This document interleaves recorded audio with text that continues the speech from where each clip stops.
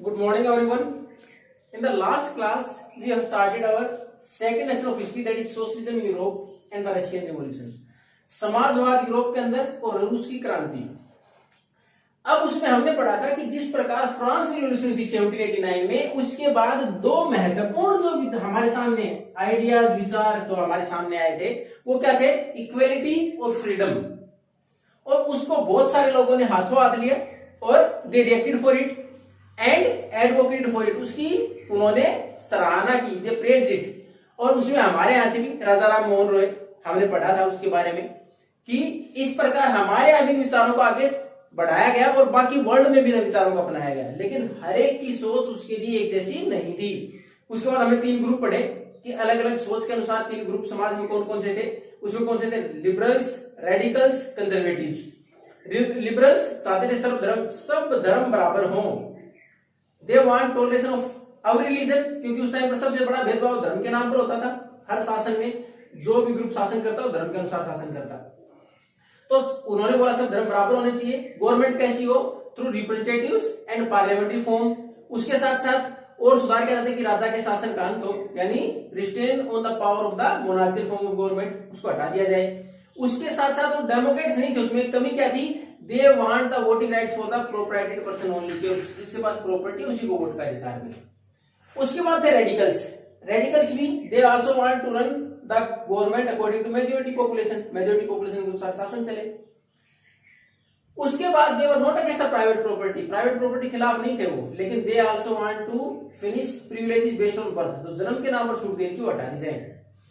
उनमें और लिबरल्स में सबसे बड़ा अंतर क्या था? They wanted right to vote for everyone और इंक्लूडिंग वुमेन, सबके लिए चाहते महिलाएं भी शामिल हों। अब उसके बाद conservatives against both the groups, दोनों के खिलाफ थे। वो चाहते बदलाव या तो हो ही नहीं, हो तो slow changes should be there. अब इसी प्रकार हमारे यहाँ की फिर समाज में बदलाव आया, इंडस्ट्रियलाइजेशन हुआ, नए शहर बने, लोग महिलाएं पुरुष और बच्चे तक काम पर चले गए इंडस्ट्रीज में। अनएम्प्लॉयमेंट बहुत ज्यादा था, वेजेस बहुत कम थी, उसके साथ साथ वर्किंग आवर्स बहुत लंबे समय तक काम करना पड़ता। ये सारा हाउसिंग की कंडीशन अच्छी नहीं थी, सैनिटेशन की कंडीशन अच्छी नहीं थी। उसमें फिर जो रेडिकल्स और लिबरल्स आते थे कुछ समाधान निकले इसका, दे वांट सम सॉल्यूशन। अब उसी सॉल्यूशन के तहत आपने इटली में पढ़ा था जिसपे मैजिनी, कि उन्होंने भी उस टाइम पे कुछ रेडिकल्स की तरह ही अपने विचार दिए थे कि how to change the society. अब हमारे पास जो नया विचार आया कौन सा था? कमिंग ऑफ सोशलिज्म यूरोप में समाजवाद की शुरुआत। अब इसके लिए 19वीं सेंचुरी की शुरुआत में बहुत सारे लोगों ने एडवोकेट किया सोशलिज्म को।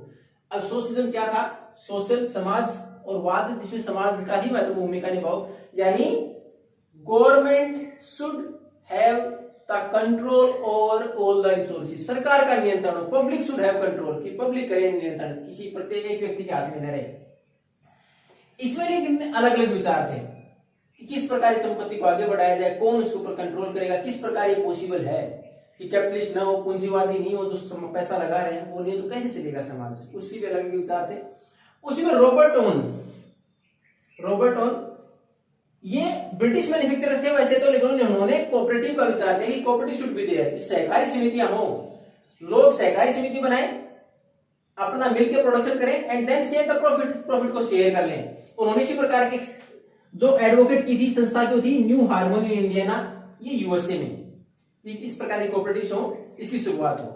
लेकिन बहुत सारे लोग ऐसा मानते थे it is not possible to make the cooperatives by individuals, प्रत्येक व्यक्ति मिलकर और तब कोऑपरेटिव बनाए तो शायद पॉसिबल नहीं होगा। It should be encourage by the government encourage करे कोऑपरेटिव्स बनाने के लिए, सहकारी समितियां बनाने के लिए लोगों को कौन प्रोत्साहित करे? सरकार प्रोत्साहित करे। उसी प्रकार के विचार थे लुईस प्लांक के विचार थे कि the cooperative should be encourage by the government उसके अंदर लोगों को प्रोत्साहित करे और इसको बढ़ावा दे कोऑपरेटिव्स को। अब उसके बाद इन सारी समस्याओं के लिए कार्ल मार्क्स और फ्रेडरिक, इन्होंने किस लिए माना कि आगे परेशानी आ कहां रही है? तो सोशलिज्म में जो सोशलिस्ट सबसे बड़ी समस्या किसको मानते थे? वो सबसे बड़ी समस्या मानते कैपिटलिस्ट को, पूंजीवाद को। वो मानते थे कि सबसे बड़ी समस्या क्या है कि जिनके पास पैसा है वो प्रॉफिट का सारा शेयर अपने पास रख लेते हैं और सबसे ज्यादा बुराई की जड़ यही है। इसको खत्म किया जाना चाहिए और सबको शेयर कर दिया जाए, जो प्रॉफिट हो सब में शेयर किया जाए। अब कार्ल मार्क्स ने भी यही विचार दिया कि सबसे बड़ी समस्या क्या है, कैपिटलिज्म, पूंजीवाद, जिनके पास पैसा है और जिनकी वजह से वो पैसा बना है, यानी हमने पैसा लगाया उसके बाद प्रोडक्शन किसने किया, वर्कर्स ने किया, वर्कर्स की वजह से उनका प्रॉफिट बढ़ता चला गया, उन्होंने एक जगह they are going to compile it, अपनी जगह इकट्ठा करना, प्रॉफिट अपना इकट्ठा शेयर करना शुरू कर दिया, लोगों को नहीं डिस्ट्रीब्यूट किया। तो कार्ल मार्क्स ने बोला कि वर्कर्स हैं उनको उनके खिलाफ होना चाहिए, किसके खिलाफ, कैपिटलिस्ट के खिलाफ, इंडस्ट्रीज के खिलाफ। और उसमें उन्होंने कार्ल मार्क्स ने बोला इफ द कन्फ्लिक्ट अराइज, इस प्रकार कोई विवाद होता है, ultimately who is going to win, ultimately जीतेगा कौन, कि वर्कर्स की जीत होगी, वर्कर्स की संख्या ज्यादा, उन्हीं की वजह से प्रोडक्शन बढ़ रहा है, उन्हीं की वजह से प्रॉफिट बढ़ता है इंडस्ट्रीज का, और उनके बगैर काम नहीं चल सकता, अल्टीमेटली जीत किसकी होगी, वर्कर्स की होगी। तो उन्होंने इस प्रकार के विचार दिए कि सरकार के खिलाफ नहीं, कैपिटलिस्ट के खिलाफ, पूंजीवाद के खिलाफ इस प्रकार के कदम उठाए जाने चाहिए। अब अगर हम बात करें तो इस प्रकार के सारे विचार है सोशलिज्म में कि property controlled by the society और द पब्लिक और द गवर्नमेंट और the profit should be shared. अब इसके लिए पूरे अगर वर्ल्ड में बात करें तो किस प्रकार लोगों को समर्थन मिला, तो उसमें 1870 ऑनवर्ड्स, 1870 के बाद बात करें तो इसका समर्थन बहुत ज्यादा हुआ और इसके लिए अलग अलग संगठन बनाए जाने लगे, हर लेवल के ऊपर संगठन बनाए जाने लगे कि सोशलिज्म को आगे कैसे बढ़ाया जाए। अब उसी में ओवरऑल पूरे वर्ल्ड के लिए एक संगठन बनाया गया टू गेन द सपोर्ट और टू सपोर्ट द सोशलिज्म, वो था सेकंड इंटरनेशनल, इसका नाम दिया गया। ये अंतरराष्ट्रीय संगठन था किसके लिए, सोशलिज्म के लिए और for the support of socialism.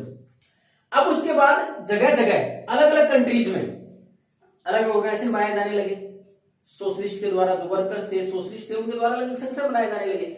They also collected the funds, उन्होंने अपना पैसा भी इकट्ठा करना शुरू कर दिया, किसके लिए, ड्यूरिंग द डिस्ट्रेस और if lower wages are there, if someone is not going to get the work, to help the lower section of the society or the workers। अब जो वर्कर्स काम करे सब ने मिलकर, तो सोशलिस्ट ने उन्होंने एक अलग फंड बनाया, एक कोष बनाया, एक पैसा इकट्ठा किया कि वो व्यक्ति जिनको किसी कारणवश काम नहीं मिल पाता या कभी इकोनॉमी के अंदर डिप्रेशन आ जाता है, मंदी आ जाती है, उनको वेजेस ढंग से नहीं मिल पाते, उनका सहारा दे पाए, उसके लिए कोष अलग बना दिया गया। उसके साथ साथ इन्होंने सोशलिस्ट इन्होंने किसकी डिमांड की, higher wages and reasonable working hours, की वर्किंग आवर्स है वो 12, 15, 18, आपने जब उसमें इंडस्ट्रीज में पढ़ेंगे तो उसमें देखा 18 घंटे तक काम करना होता था, तो उसको कम किया जाए, वेजेस ढंग से की जाए। अब इस प्रकार के संगठन आगे बढ़ रहे थे, तो जर्मनी में एक पार्टी है सोशल डेमोक्रेटिक पार्टी, तो जो सोशलिस्ट ग्रुप थे, जो ऑर्गेनाइजेशन थे, उन्होंने किसका समर्थन किया, सोशलिस्ट डेमोक्रेटिक पार्टी का, और इसकी वजह से इसको कुछ सीटें भी मिली पार्लियामेंट में, it's gain some parliamentary seats, इसको पार्लियामेंट्री सीट भी मिली जर्मनी के अंदर। उसी प्रकार इसी सोशलिज्म को आधार रखते हुए जर्मनी के बाद ब्रिटेन में एक पार्टी बनाई, इसका नाम था लेबर पार्टी। लेबर पार्टी बनाई ब्रिटेन में सोशलिस्ट बेस के ऊपर ही कि सोशलिस्ट विचारों को आगे बढ़ाया जाए। लेकिन 1914 तक कहीं भी ये लोग सोशलिस्ट कहीं भी सरकार नहीं बना पाए, इनकी संख्या तो बढ़ी, सरकार नहीं बना पाए। इसका बेनिफिट क्या मिला इनको संख्या बढ़ने का, जब पार्लियामेंट में इनकी संख्या बढ़ी, the legislation was done according to their views also, उनके विचारों को भी कानून बनाने में शामिल किया जाने लगा, यानी इनके इच्छा के अनुसार भी कुछ कानून बनने शुरू हो गए। यानी एक शुरुआत तो हुई, अच्छी शुरुआत हुई, जिसके अनुसार इनके विचारों को भी शामिल किया गया सरकार बनाने में। अब इन सारी चीजों से हटके जो हमारे पास मेन टॉपिक कौन सा है, वो है द रशियन रिवॉल्यूशन। अब उसकी शुरुआत होगी। ये तो सारा किसके लिए था, this is the base to make a socialist society और to make a country run by a socialist society और सोशलिज्म। समाजवादी के अनुसार कोई देश सरकार कैसे बनेगी, कैसे चलाया जाएगा, उसका आधार था कि अलग अलग जगह किस प्रकार इश्यूज को रेज किया गया, किस प्रकार रिवॉल्यूशन के लिए एक बेस तैयार किया गया। अब हमारे पास वास्तविक सोशल ये रिवॉल्यूशन कहां हुई थी, रशियन रिवॉल्यूशन रशिया के अंदर, तो उसका एक बेस तैयार हुआ। उसी के बाद 1917 में यूरोप का एक कंट्री, हालांकि यूरेशिया है, यूरोप और एशिया में कुछ पार्ट है रशिया का, तो एक कंट्री है रशिया, उसके अंदर इसकी शुरुआत हुई 1917 में। They remove the emperor from the crown, शासन से हटा दिया गया राजा को। और उसके बाद 1917 में कब, फरवरी में, उसके बाद 1917 में अक्टूबर में कुछ इवेंट्स हुए, जिसके बाद पूरी तरह से सरकार के ऊपर किसका नियंत्रण हो गया, सोशलिस्ट का नियंत्रण हो गया। We are going to read it about in the next class. ये तो सारा हम टॉपिक है, बाकी डिस्कस करेंगे वास्तविक रिवॉल्यूशन तो शुरुआत होगी रशियन रिवॉल्यूशन, वो अगली क्लास में। Till that time if you have any doubt you can ask. Thank you and have a nice day.